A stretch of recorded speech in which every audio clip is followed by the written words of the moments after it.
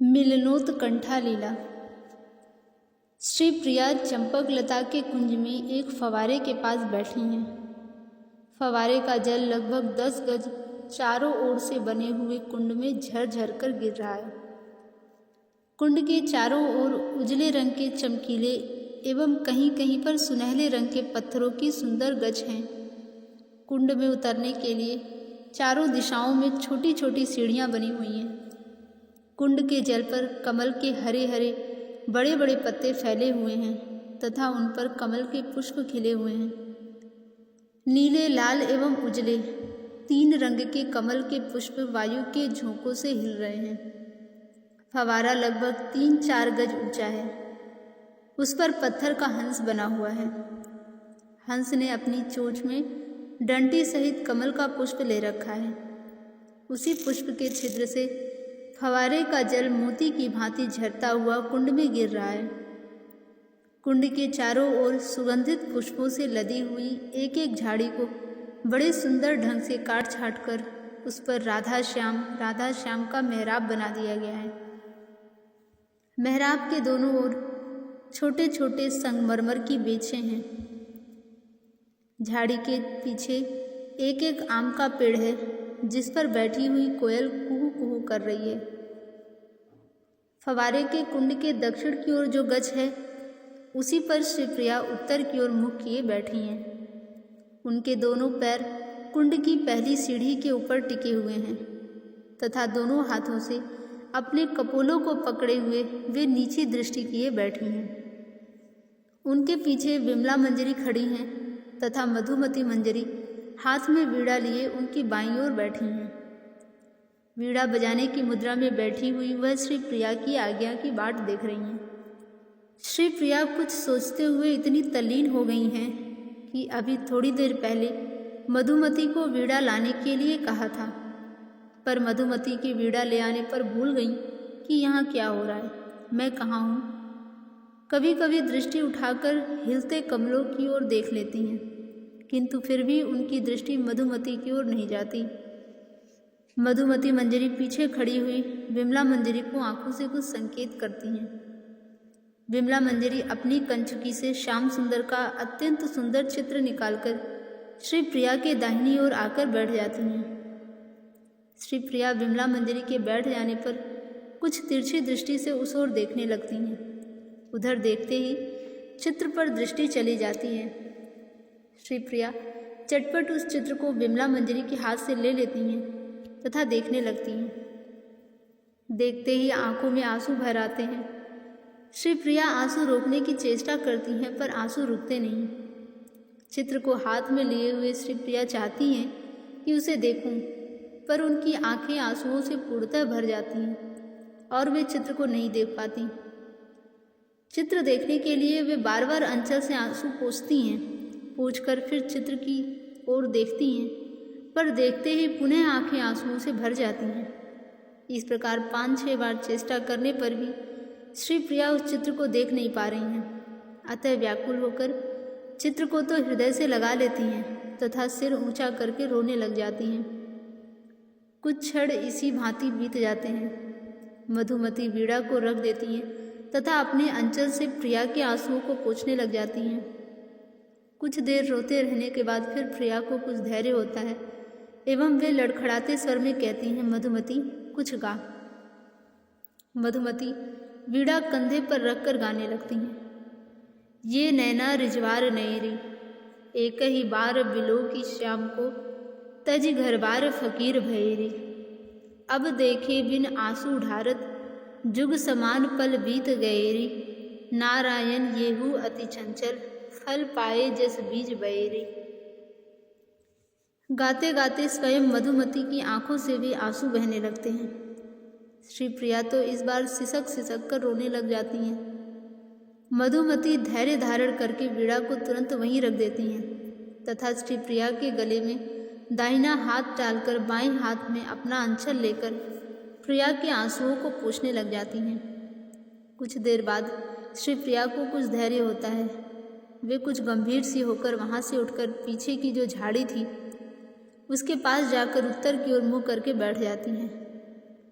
झाड़ी के मेहराब के दोनों ओर बैठने के लिए छोटे छोटे संगमरमर पत्थर की जो बेंचें बनी हुई हैं, श्री प्रिया उसी के सहारे पीठ टेक कर बैठी हैं। इसी समय कुंज के पूर्वी द्वार से रूपमंजरी आती हैं। रूपमंजरी के मुख पर अत्यधिक प्रसन्नता छाई हुई है। वह आकर राधा रानी के पास बैठ जाती हैं तथा बड़ी प्रसन्नता के स्वर में कहती हैं, मेरी रानी, आज मधुमंगल ने बड़ा काम किया, नहीं तो मैया आज श्याम सुंदर को वन में जाने के लिए पूर्णतः रोक ही चुकी थी। तुम्हारा अनुमान ठीक ही निकला। आज नाग पंचमी की पूजा है। पहले तो पूजा कराने के लिए एवं फिर श्याम सुंदर के द्वारा ब्राह्मण भोजन कराने के लिए मैया ने उन्हें रोक ही लिया, पर मधुमंगल वहीं श्याम सुंदर से लड़ पड़ा और इतनी धूम मचा दी कि उसने भोजन करना भी अस्वीकार कर दिया। उसके न खाने से श्याम सुंदर भी भला कैसे खाते? उन्होंने भी भोजन करना अस्वीकार कर दिया। मधुमंगल कहता था कि कल इसने वचन दिया है, आज के हारे हुए दांव कल अवश्य चुका दूंगा। अब यह आनाकानी करता है कि मैया आज वन जाने के लिए मना करती हैं। श्याम सुंदर के न खाने के कारण मैया ने हार मानकर यह आज्ञा दे ही दी कि अच्छा, 1.5 पहर दिन चढ़ते चढ़ते मैं पूजा समाप्त कर दूंगी, फिर तो वन में चले जाना। अतः मेरी रानी, अब वे आएंगे तो अवश्य, पर संभवतः कुछ विलंब हो जाए। रूपमंजरी की बात सुनकर रानी के हृदय में आशा एवं प्रसन्नता भर जाती है। वे रूपमंजरी को हृदय से लगाकर प्यार करती हुई इस शुभ संवाद के लिए कृतज्ञता से प्रकट करती हैं। इसी समय राधा रानी की साड़ी उड़ती हुई वहां आती है। आकर राधा रानी के सामने बैठ जाती है।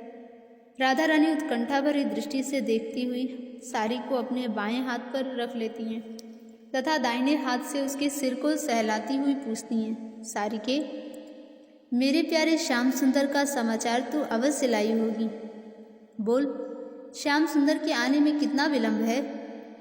सारी कहती है, रानी, वे गायों के साथ नंद भवन के द्वार से बाहर हुए ही थे कि मैं तुम्हें सूचना देने आ गई हूँ। इस सूचना से रानी की प्रसन्नता की सीमा नहीं रहती। वे सारी को हृदय से लगा लेती हैं। सारी भी प्रेम में डूबने लग जाती है। सबके मन में आनंद छा जाता है। सबको संदेह था कि पता नहीं श्याम सुंदर आज आएंगे कि नहीं, पर सारी की बात से सबकी चिंता मिट गई। सभी आनंद में विभोर हो गईं। रानी सारी को हाथ में बिठाए रखकर ही उसे प्यार करने लग जाती हैं। साथ ही उत्कंठा भरी दृष्टि से श्याम सुंदर के आने के पथ की ओर बार बार देखती भी जाती हैं। रानी फिर भी कुछ व्याकुल हो जाती हैं। सारी हाथ पर से उड़कर नीचे भूमि पर बैठ जाती है। रानी उठकर खड़ी हो जाती हैं। थोड़ी देर खड़ी रहकर फिर जिस बेंच के सहारे वे बैठी हुई थी उस पर बैठ जाती हैं। इस बार उनका मुख पूर्व की ओर हो जाता है तथा पीठ बेंच के हत्थे पर टेक कर उसी बेंच पर पैर फैलाकर बैठ जाती हैं तथा धीरे से कहती हैं, सारिके, इधर आ। सारी उड़कर चरणों के पास जो बेंच का हत्था था उस पर बैठ जाती है। रानी पूछती हैं, सारी, क्या तेरे जैसे मुझे भी पंख हो सकते हैं? सारी, रानी, पंख लेकर क्या करोगी? राधा रानी, पंख होते मैं भी तेरी तरह उड़ उड़कर प्रियतम श्याम सुंदर को देखती फिरती, जहाँ जिस कुंज में रहते वहीं उड़कर चली जाती। सारी चुप हो जाती है, कुछ भी उत्तर नहीं देती।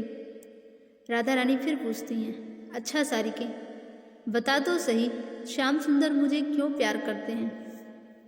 सारी कुछ देर चुप रहकर रानी के मुखमंडल की ओर देखती है, फिर कहती है, रानी, कभी श्याम सुंदर से पूछकर बताऊंगी। राधा रानी, पर देखना भला वे कहीं तुम्हें ठग नहीं लें। सारी, मेरी प्यारी रानी, वे मुझे नहीं ठगेंगे, मुझको भी वे बहुत प्यार करते हैं। राधा रानी प्रसन्न सी होकर कहती हैं, अच्छा, तुझे क्यों प्यार करते हैं यह बता। सारी कहती है, रानी, एक दिन मैं उड़कर गई, वहाँ जाते ही श्याम सुंदर ने मुझे हाथ पर उठा लिया। हाथ पर रखते ही उनकी आंखों से आंसू झरने लगे, कंठ रुंध गया। फिर कुछ देर बाद धैर्य धारण करके बोले कि सारिके, तुम्हें देखते ही मेरे प्राण व्याकुल हो जाते हैं। तू मेरी प्राणेश्वरी राधा की सारी है। आ, मेरी प्रिया ने अपने हाथों से स्पर्श करके तुम्हें मेरे पास भेजा होगा। सारी, आ मेरे हृदय में बैठ जा। सच सारी, देख, मैं तुम्हें जिस क्षण हाथ पर लेता हूँ उसी क्षण मेरे चारों ओर मेरी प्यारी राधा ही राधा दिखने लग जाती है। सारी, इसीलिए तो मुझे प्राणों के समान प्यारी लगती है। रानी के मुख पर गंभीरता छा जाती है। वे कुछ देर चुप रहकर कहती हैं, सारी, एक बात पूछती हूँ, तू ठीक ठीक बताएगी ना? सारी, हाँ रानी, अवश्य बताऊंगी। राधा रानी, अच्छा बता, कोई ऐसी औषधि तू जानती है कि जिसके खाने से मैं मर जाऊं? सारी कुछ देर चुप रहकर सोचती है। इसी समय ललिता दबे पांव मुस्कुराती हुई पश्चिम की ओर से आ जाती हैं। रानी इस प्रकार तल्लीन हो रही थी कि ललिता के आने का उन्हें तनिक भी पता ही नहीं लगता। ललिता राधा रानी की बात सुन लेती हैं तथा सारी को कुछ संकेत करती हैं। ललिता के संकेत को सारी समझ जाती है। इसी बीच में राधा रानी फिर कहती हैं, हाँ सारी, सच बड़ी विनय से पूछती हूँ कि मैं मर सकूँ, इसके लिए तो कोई उपाय बता सकती है? सारी कहती है, रानी मरकर क्या करोगी? राधा रानी, देख, मरकर सदा के लिए श्याम सुंदर के चरणों में चिपट जाऊंगी। मेरी देह ही मुझे श्याम सुंदर से अलग रख रही है। सारी, पर रानी, फिर श्याम सुंदर की क्या दशा होगी, यह भी तुमने कभी सोचा है? राधा रानी घबरा सी जाती हैं तथा अत्यधिक त्वरा से कहती हैं, ओह, मैं तो सचमुच भूल गई। ना सारी, मैं नहीं मरूंगी। मेरे मरते ही प्यारे श्याम सुंदर जीवित नहीं रहेंगे। ओह, मैं तो सर्वथा बावली हो गई थी। ठीक समय पर तूने मुझे सावधान कर दिया। ना, अब मैं नहीं मरूंगी। अब रानी आंखें बंद करके कुछ सोचती हैं तथा फिर कहती हैं, सारी, तू जानती है श्याम सुंदर आजकल कहाँ चले जाते हैं? रानी की बात सुनकर सारी पुनः सोचने लगती है। रानी आंखें खोलकर फिर कहती हैं, हाँ हाँ बता, महीनों हो गए वे इधर इन निकुंजों में तो आए ही नहीं, पता नहीं कहाँ चले जाते हैं। राधा रानी का मुखमंडल कुछ लाल लाल होने लग जाता है तथा वे भावाविष्ट होने लगती हैं। उन्हें ऐसा प्रतीत हो रहा है कि मैं प्रतिदिन इन कुंजों में आती हूँ, पर श्याम सुंदर यहाँ नहीं आते, कहीं दूसरी जगह चले जाते हैं। इसी भाव से भावित होकर वे सारी से फिर पूछने लगती हैं, हाँ, तू तो उड़ सकती है, उड़कर देखती होगी वे कहाँ चले जाते हैं, कहीं मार्ग तो नहीं भूल जाते? हाँ सारी, वे बड़े सरल हैं, उन्हें कोई भी बुलावा दे सकता है। रानी की आंखों से छल छल करके आंसू बहने लग जाते हैं। ललिता पीछे खड़ी थी, वे सामने आ जाती हैं तथा रानी के सिर के पास घुटने टेककर भूमि पर बैठ जाती हैं। रानी की दृष्टि ललिता पर नहीं जाती, वे भाव समाधि में अधिकाधिक डूबती जा रही हैं। ललिता कुछ देर तक रानी की ओर एकटक देखती रहती हैं। राधा रानी भी कुछ देर तक आंख बंद किए रहती हैं, कुछ भी नहीं बोलती। फिर एकाएक कह उठती हैं, सारी, जा ललिता को बुला ला। रानी की बात सुनकर ललिता वहीं उस बेंच की कोर पर बैठ जाती हैं तथा कहती हैं, क्यों बहन, मैं तो तेरे पास ही हूँ। ललिता की बात सुनकर राधा रानी कहती हैं, अच्छी बात है, तू आ गई। देख, तुम्हें एक बात सुनाती हूँ, धैर्य से सुनना, घबराना मत भला। ललिता, ना बहन, मैं शांति से सुनूंगी, घबराऊंगी नहीं, तू सुना। राधा रानी, देख, मुझे एक रोग हो गया है, मैं अब तक तुम लोगों से छिपाती रहती थी, पर आज मेरे जीवन का अंतिम क्षण उपस्थित है, इसीलिए तुमसे सब बात खोलकर कह देना चाहती हूँ। क्यों, सुनकर अशांत तो नहीं हो जाएगी? ललिता की आंखों में प्रेम के आंसू भर आते हैं। वे कहती हैं, ना, मैं अशांत नहीं होंगी, तू अपना अंतर खोलकर बता। राधा रानी, देख, तुझे याद होगा, आज से हजारों हजारों वर्ष पहले मैंने श्याम सुंदर को केवल एक बार देखा था, बस। उसके बाद फिर उन्हें मैंने कभी नहीं देखा। प्रेम की ऊंची अवस्था में जब प्यारे का एक क्षण के लिए भी वियोग होता है, तब वह एक क्षण ही युग के समान प्रतीत होने लग जाता है। श्री श्याम सुंदर जब वन को चले जाते थे तो श्री गोपीजनों को उनका विरह इतना दुखदायी हो जाता था कि एक त्रुटि भी उनके लिए युग के समान प्रतीत होने लगती थी। यह वर्णन श्रीमद् भागवत में ही आया है। इसी प्रकार राधा रानी के हृदय में जो भाव तरंगे उठती हैं वे तो सर्वथा असीम अतुलनीय हैं।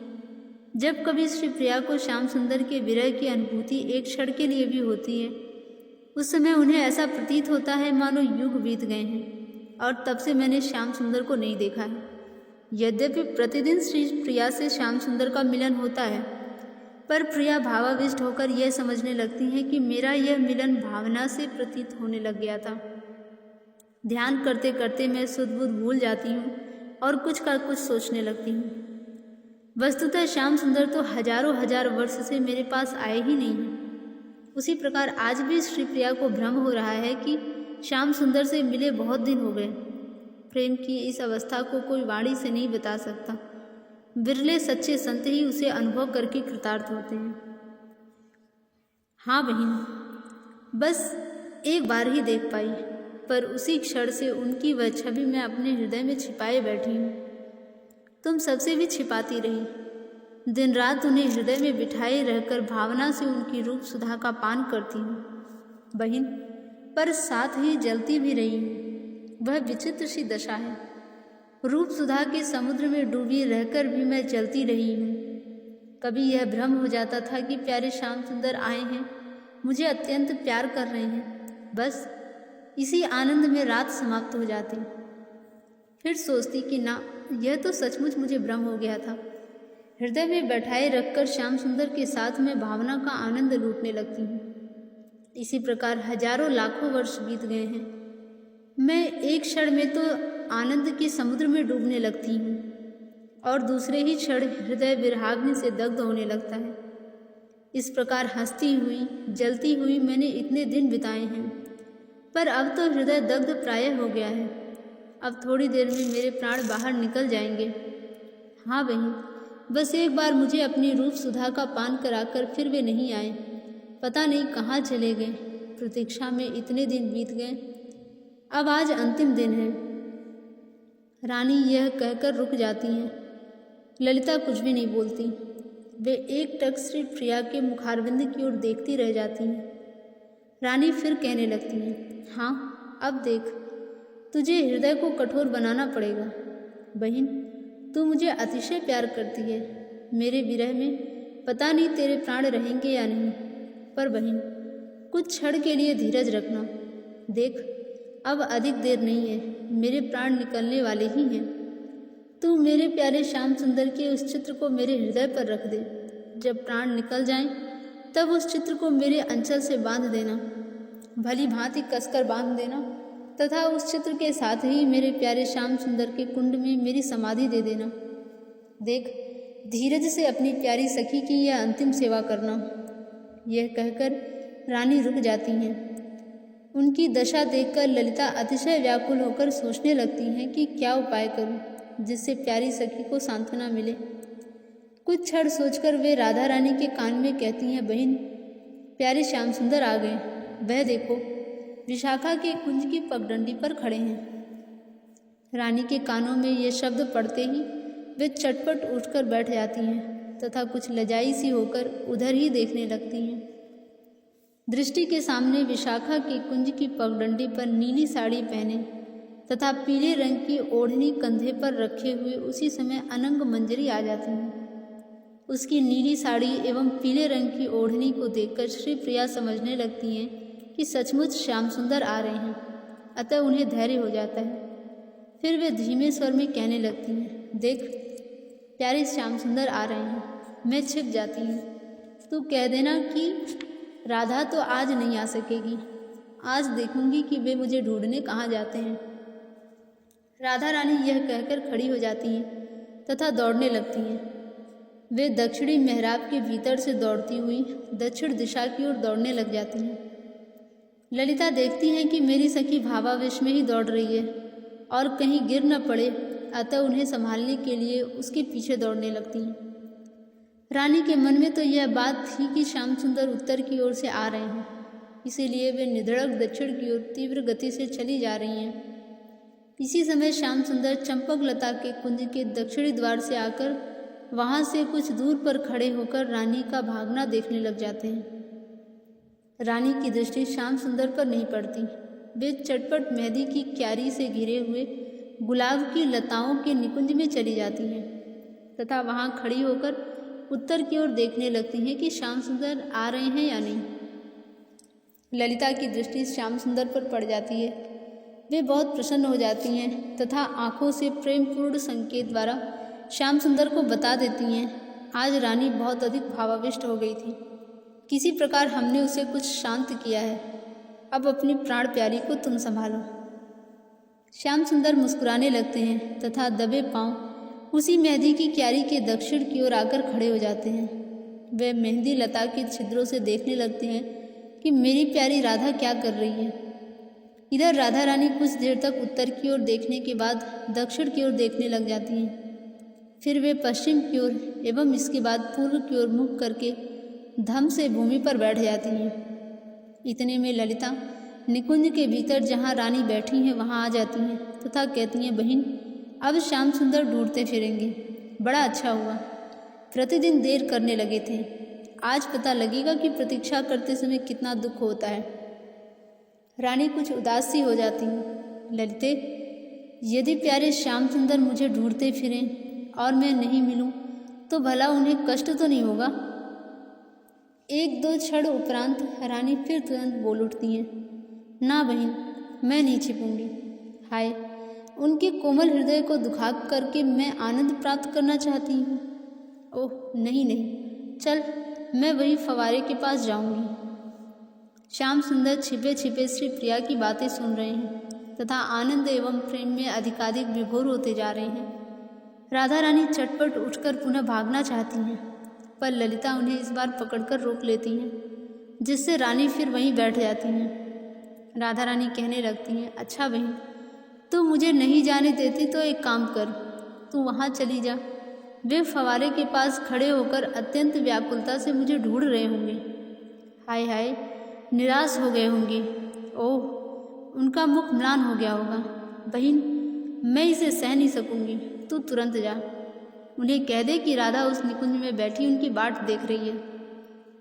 ललिता तुरंत उठकर चली जाती हैं तथा बाहर श्याम सुंदर के पास जाकर उन्हें सब बातें धीरे धीरे संक्षेप में बता देती हैं। इधर राधा रानी इस प्रतीक्षा में है कि ललिता के साथ श्याम सुंदर आने वाले ही हैं, इसलिए कभी उठकर निकुंज के बाहर झांकने लगती हैं एवं कभी पुनः बैठकर उत्सुकता भरी दृष्टि से देखने लग जाती हैं। निकुंज में फूलों की एक शैया है। रानी उसी शैया पर जाकर लेट जाती हैं तथा आंखें बंद करके धीरे धीरे गुनगुनाने लगती हैं। श्याम सुंदर एवं ललिता मेहंदी लता के छिद्रों से झांक कर श्री प्रिया की प्रेम लीला देख रहे हैं। श्री प्रिया एक पद गुनगुना रही हैं, पर स्पष्ट सुन नहीं पड़ता, पर बीच बीच में उसके दो एक शब्द सुनाई पड़ते हैं तथा अपनी दोनों हथेली पर अपना मुख रखकर कुछ सोचने लग जाती हैं। फिर वे कहती हैं, प्यारे श्याम सुंदर, हृदय का कोना कोना तुम्हारा है। हाँ मेरे जीवन सर्वस्व, इस हृदय को प्रतिदिन तुम्हारे लिए ही सजा सजा कर रखती हूँ। देखो, आज भी तेरे ही लिए इसे सजाकर तेरी प्रतीक्षा में बैठी हूँ, पर पता नहीं तुम क्यों नहीं आ रहे हो। विकलता के कारण श्री प्रिया उठकर खड़ी हो जाती हैं। वे बावली सी होकर निकुंज के बाहर निकल पड़ती हैं। बाहर निकलते ही और भी भावाविष्ट हो जाती हैं। निकुंज के द्वार पर पत्तों से बना हुआ खेल का एक झूला था। उसे देखकर उन्हें ऐसा प्रतीत होने लगता है कि मैं झूले पर झूल रही हूँ और प्यारे श्याम सुंदर बहुत वेगपूर्वक झोंटा दे रहे हैं, जिससे मेरी साड़ी पवन के झोंकों में उड़ रही है। इस बार इतने वेग से झोंटा लगा है कि मेरी साड़ी का अंचल नीचे गिर गया है तथा गुलाब के कांटों में उलझ गया है। रानी फिर ऐसा अनुभव करने लगती है कि मैं रूठ गई हूँ तथा झूले को बलपूर्वक रोक करके उतर पड़ी हूँ।